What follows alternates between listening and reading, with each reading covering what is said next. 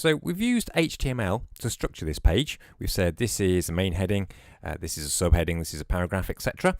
And we've used a bit of CSS to improve the appearance. So we've changed the background color, the font, we've made the headings blue and the text black. But it might be time now to add a picture. So the first thing to appreciate about web pages is that things like pictures and videos, etc. are linked. So they're not embedded like they are in Word. So if you add a picture to Word, that picture is then stored inside the Word document.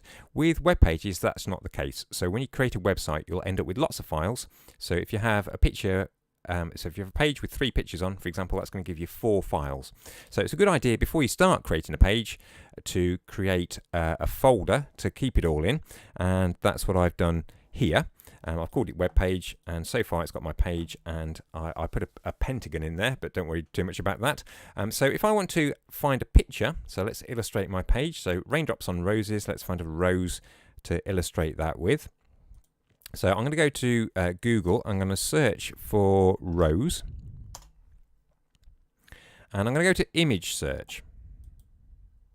Okay, so that's showing me lots of roses. But what you need to be a bit careful of is obviously not using anything that's copyright. And then you can also select a particular type of rose. So if you wanted a pink rose, for example, you can do that as well. So if you go to Tools, what you've got here is you've got image rights. So if you want an image that you can use on your website, you might want to select labeled for reuse. And if it's a school, you could go for non-commercial, but I suppose labeled for reuse is the safest. And what you can also do in Tools, and it's given you some suggestions there, is, and this is particularly clever, you can actually choose a particular colour. So if you wanted a yellow rose, you can click on the colour in the colour palette, and it doesn't work particularly well for that, but for some things it works really well. So I did a search for red computers earlier, and it brought up red computers. So you can do that. And what you can also do is, if you want a large file, if you've got particular requirements for the size of it, then you can choose just large files, because one of the things you need to make sure is that the picture you find is at least as large as the way you want to appear it to appear on the screen, because you've probably realized if you've copied and pasted into Office, for example, if you enlarge things, they can go a bit blocky or a bit blurred. So if you want to resize things, make sure that it's too big and you resize it downwards. Also, I'm going to show you in a second how to resize it on the page, but it's a good idea not to have an image that's significantly bigger than the one you want to appear on the page, because the person's going to have to download that, and they might be using a limited data plan on a mobile phone, for example, and they don't want to use up their month's data downloading your one massive picture. So I'm not going to worry too much about that, because actually if you move the mouse pointer over the picture, it tells you how big it is. Anyway, so let's have a look at other things we can. So we can you can pick different types. You can have clip art and things like that, but I'm just going to let's pick one of these. Now I quite like the idea of one with kind of no background, so maybe I'll go for this one here, although that is very large. So maybe just go for the first one. Okay, and we'll look at transparency in images isn't really a web topic, but what you can do is you can use an application such as Paint.net or GIMP or Photoshop, if you've paid for that, to remove backgrounds so you don't see them.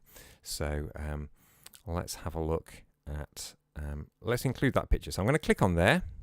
Now they've recently changed Google Documents so that there's no longer a link just to the image, because website owners were getting a bit upset that people were just going there and stealing the pictures, but you can just save it from here. So that's plenty big enough for my purposes. So what I'm going to do is I'm going to click the right mouse button. I'm going to save that image. So the first step is to find the picture and save it somewhere. And what I'm going to save it in is obviously my web page folder. So put it in the same folder as the page. And they don't always have particularly friendly names, so there's no reason why we can't rename that and just call it Rose, because that'll be much easier for me to find. So I found my picture and I've saved it into the right folder. So there's my page.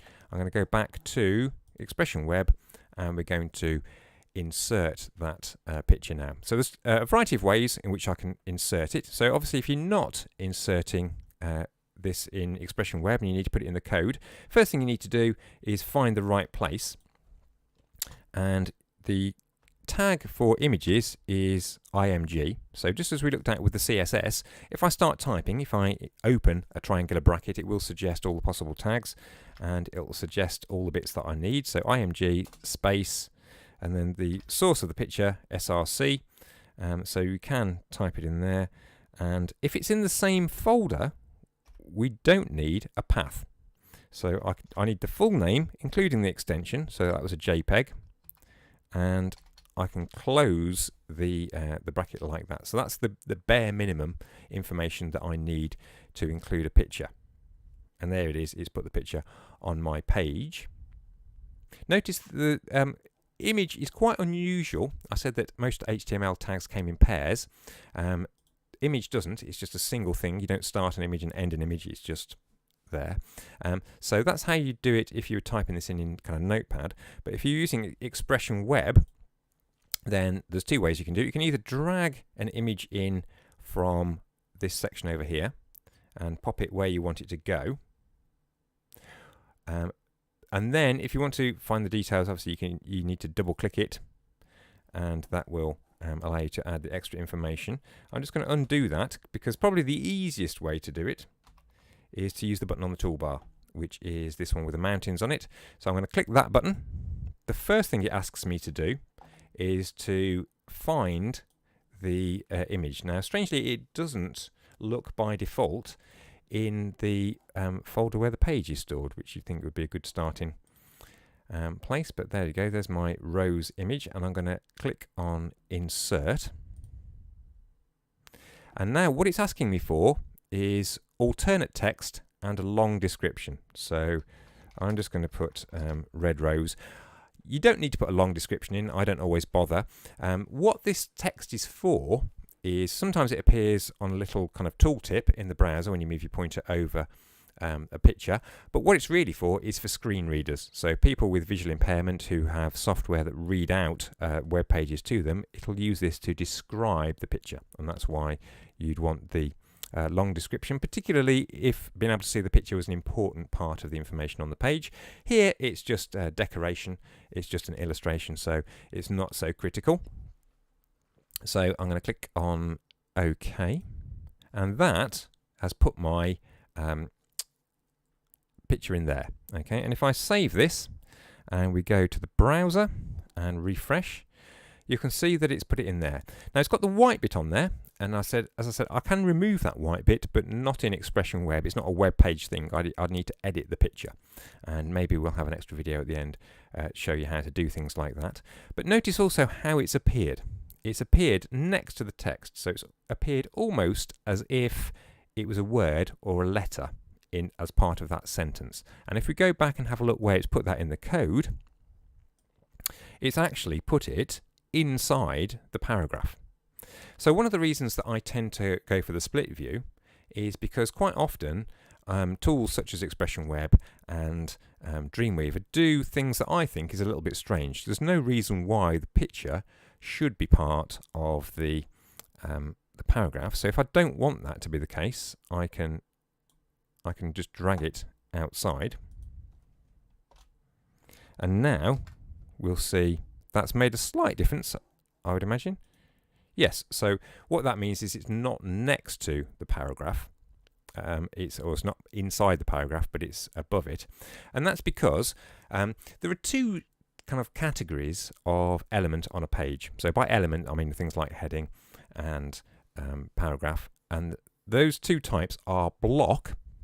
So things like a heading and a paragraph are a block. And a block always starts on a new line.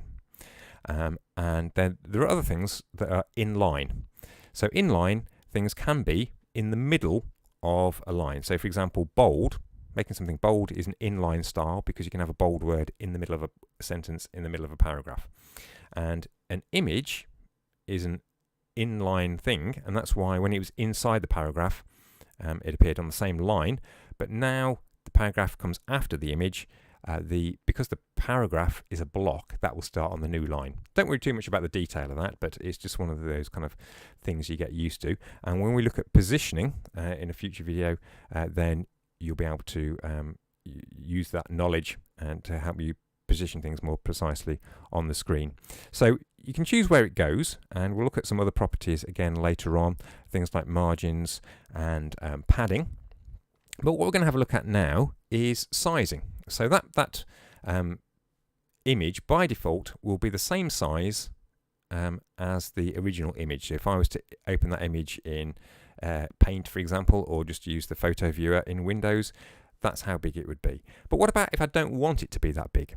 Or what about if I'm using a variety of devices? I'm expecting people to look at this page on a mobile phone, and that picture is too big. So what we might want to do is size that image. So notice that what it's done here is it's included, as when I got Expression Web to include the tag, it's included the height and the width of the image. But it hasn't done it. It's done it in an old-fashioned HTML way rather than a CSS way. Now, if I style this image, there's a variety of ways that I could do it. So in the previous video, when we styled things like paragraphs and headings, our style information appeared at the top of the page. You can, if you only want to style one thing, include the style information actually in the HTML tag. So you can say style equals, and you can do things like width, and then you can say 350. If you do it that way, so if you do the HTML way, like Dreamweaver or Expression Web would do it, then it just has a number, but that is the number of pixels. If you do it in CSS, then you need to include the units as well. So you could put it there, or you could give this a name. So I'm going to give it a name, and I'm going to give it an ID of rows. No. So that's one way to do it. I could go there and give it an ID of rows. If you're using Expression Web, I can click on my image, and I could go down to the attributes at the bottom left and name it rows in the same way. So now what I'm going to do is I could use if I'm using Expression Web, because I've got the rows selected, if I go to New Style, I can choose rows from the top of the list, and I can go to I always forget which section it's in. It's in position. So I can choose the height and the width in there. Or what I could do is I could just go up to the top, and I could type them in here. And again, obviously, if you're using Notepad or some other type of editor, you could type them in here. So with an image or a picture, the first thing we might want to do is specify the height and the width. Now you only need to specify one. If you specify one, it'll calculate the other to fit so that the picture doesn't get distorted. So the original picture was 350 pixels. So if I do 350 px, that means 350 pixels. That will size the image. So notice that if I save that and we go and have a look in the browser, so that hasn't changed because that's as big as it was already. I haven't specified a height, but it's still got a height. It's still worked out that to keep the picture the right shape without distorting it, it also needs to make the height 350. However, if I then specify a different height, 200 pixels, then what that'll do is it will distort the image. So you need to be a little bit careful. Probably safest to just specify one dimension, and that'll do that in the browser as well. Okay, so while we're talking about units, there's a variety of different units that you can use. So here, if you know exactly how big you want to do it, so if you're working on an intranet, for example, and everybody's got the same computer, there's no reason why you can't specify the size of everything in exact pixels and have it fit everybody's screen exactly. But as I said, if you're not sure, or if there's the possibility that somebody's going to be looking at your page on a mobile phone, you might want to use a relative unit. So for example, rather than specifying the size in pixels, what you could do is you could specify the size as a percentage of the page width. So you need to be a little bit careful with percentages, because even if you said height 50%, it would still be 50% of the width of the page. So percentage is always width, regardless of what measurement you're actually specifying. So if I have a look at this now, if I refresh this, the rows will always be 50% of the width of the window. So if I resize the window, we can see the rows get smaller. However, if I've got a very wide window, the rows actually becomes bigger than it was originally. That's Chrome here is having a good go at resizing that for me. But if it was quite a small picture, that might lead to problems with blurriness, etc. So what you can also specify is you can specify a maximum width. So max width. So I'll specify 50% up to a maximum width of how big it was originally, which is 350 pixels. So we can do that. So now if I refresh that, we can see that if it's smaller, if it's a narrow page, then the image is smaller, but as it gets bigger, it'll reach a maximum size, which is as big as it was originally, and it won't get any bigger. So that can be quite useful. So you can specify in terms of percentage. Now, percentage, if you can use these same units for things like headings. So I haven't specified any font size, but if I said font size, for example, I can specify a size in pixels. So I could say 48 pixels, for example. So this is heading 1, remember, my favorite things. And if we go to the browser and have a look at that, we can see that's made that bigger. Or we can actually use it will let you use a percentage. So if I said 50%, you don't always get the result that you expect. So 50% has actually made it smaller, and I suspect that's because it doesn't always work with fonts. So I wouldn't use percent with fonts. I would tend to use the size, or there are two new units that you can use. So I'll just get rid of that. So one of them is VW. So VW is percentage of the viewport width. So the viewport is the width, the internal dimensions of the browser window. So really 50 VW will be pretty much the same as 50%. So if I resize this, and again you can use it in combination with minimum and maximum. So it's effectively the same as a percentage. But what you can also do is there's a VH, which is percentage of the height. So again, what I can do is I can refresh that. Let's get rid of the download at the bottom. And now the height of that image will be dependent on the height of the window, whereas the width will make no difference. So when I said percentage is always the percentage of the width, there you can make the height a percentage of the height and having things scale nicely. Now V and H do work for fonts. So obviously the font size is actually the height.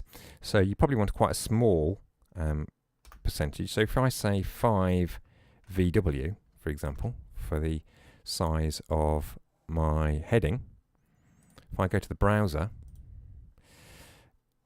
that looks okay, doesn't it? But if I resize, if I want my page smaller, the font gets smaller.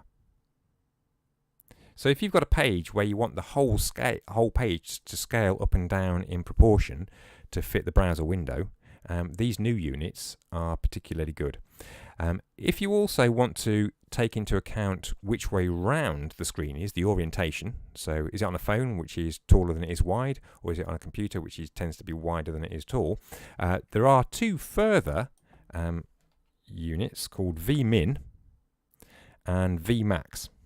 So if we have a look at what this does, it takes into account which is the biggest measure. So here it will get smaller if I resize it, but it'll also it'll get smaller if I resize it the other way. So it kind of adapts to the height and the width of the image. So that's quite a useful thing to do. So you've got a choice of units, and again you can use these units all over the place.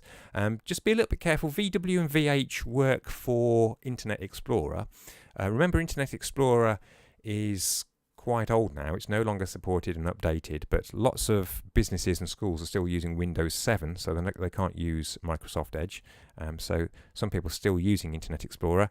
vmin, vmax don't work with that. But what you can do is you can specify things twice. So if you did this, because when the browser reads the style information, it starts at the start and it goes through, and if you specify something twice, so if you did this, so if you did 40 VW and then 50 VW,